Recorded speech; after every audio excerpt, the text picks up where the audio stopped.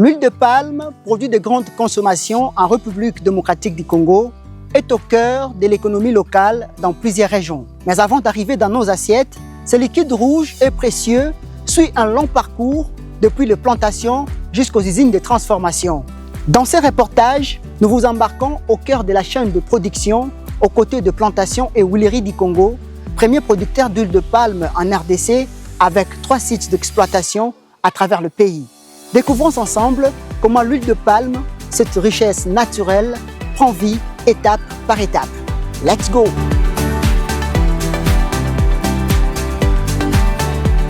Eh oui, me voici avec M. Meti Metikwiza, le chef adjoint du site PHC Boteka, avec qui nous allons vous faire découvrir les différentes étapes de la chaîne de production de l'huile de palme.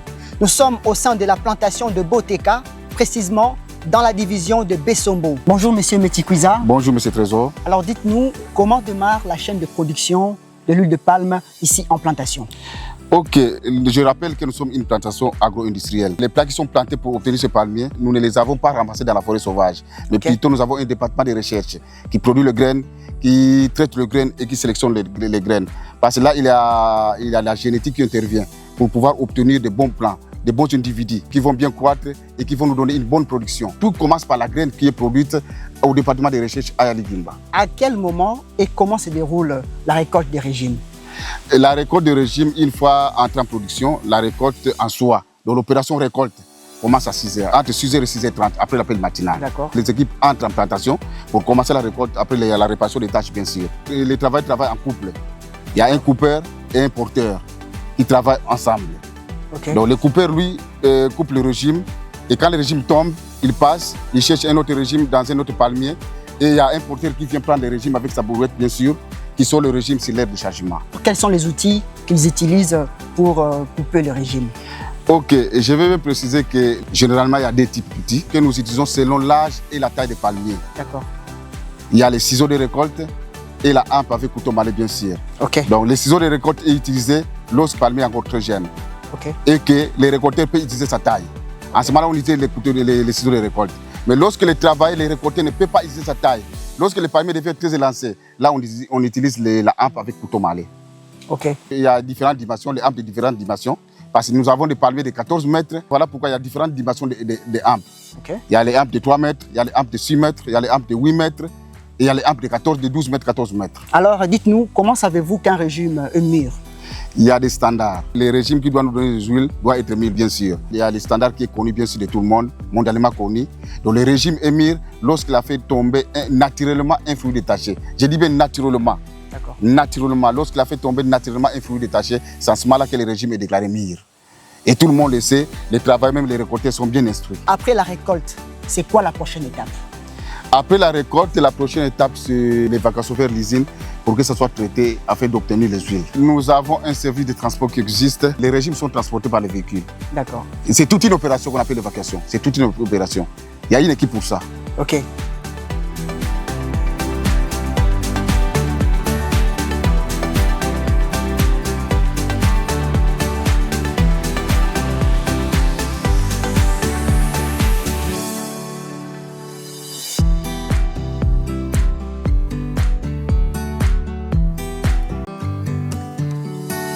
La première grande étape dans le processus d'extraction d'huile de palme, c'est bien entendu la réception des régimes frais en provenance de la plantation. Les véhicules qui transportent les régimes frais en provenance de la plantation passent sur le pont bascule afin d'être pesés et dégager le poids net que c'est le régime que la plantation a livré à l'usine. Le pont bascule assure la traçabilité, la transparence ainsi que le contrôle précis de la production. Juste après le pont bascule, les véhicules pesés sont acheminés vers la rampe de stockage. C'est une zone tampon où le régime ovin de la plantation sont déchargés avant de commencer l'étape suivante qui est l'étape de la stérilisation. Mais qu'est-ce qui se passe au niveau de la stérilisation? En fait, la stérilisation est une étape très importante dans le processus d'extraction d'huile de palme parce qu'elle est le pivot de la qualité et du rendement d'extraction d'huile de palme. Elle influe directement sur l'extraction, sur le pourcentage d'acidité, sur la perte de fruits, mais également c'est une étape qui prépare toutes les autres étapes qui viennent après cette étape de stérilisation. Après la stérilisation, l'étape suivante, c'est le grappage. Donc le régime stérilisé passe au niveau d'un équipement que nous appelons égrappoir pour être égrappé, c'est-à-dire faire une séparation entre le rafle et le fruit. Les rafles sont évacués dans la zone de stockage à rafle et les fruits égrappés sont acheminés vers une autre étape pour être malaxés. Et juste après le grappage, la prochaine étape, c'est le malaxage. Les fruits égrappés qui sont récupérés au niveau de l'égrappoir sont acheminés vers les malaxeurs grâce aux convoyeurs et élévateurs pour être malaxés. Le malaxage est l'étape de préparation critique qui transforme la pulpe à une masse homogène, chaude et puis malléable, en fait de garantir une bonne séparation entre les fibres et l'huile lors du pressage. Comment sont séparées l'huile, les fibres ainsi que le noyau durant le processus?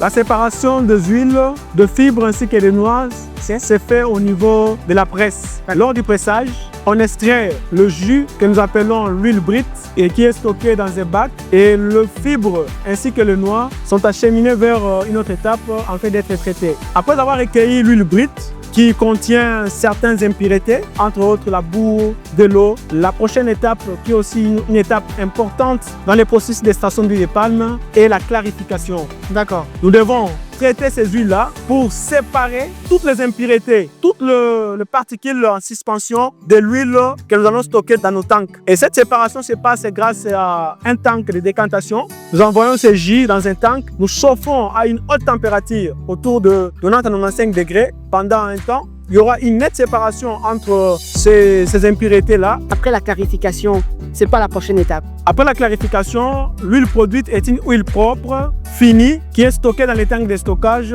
Et après le stockage des huiles dans les tanks, la prochaine étape, mais également la dernière étape, c'est le chargement des huiles dans les bateaux pour le compte de nos clients.